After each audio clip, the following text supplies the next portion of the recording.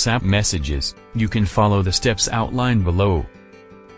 Open WhatsApp on your phone. Tap on the three-dot icon at the top right corner of the screen. Select Settings from the drop-down menu. Tap on Chats. Select Chat Backup from the list of options. Tap on Backup now to start the backup process. If you want to include your media files in the backup, make sure to toggle the Include Videos and Include Voice Messages options on. Additionally, you can choose how often you want to back up your chats.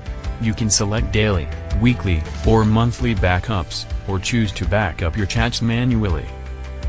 To restore your backup, uninstall and then reinstall WhatsApp. Open the app and verify your phone number. When prompted, tap on Restore to restore your chat history from the backup.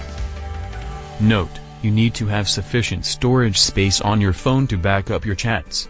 Also, if you are switching to a new phone, make sure to back up your chats on your old phone first and then restore them on your new phone.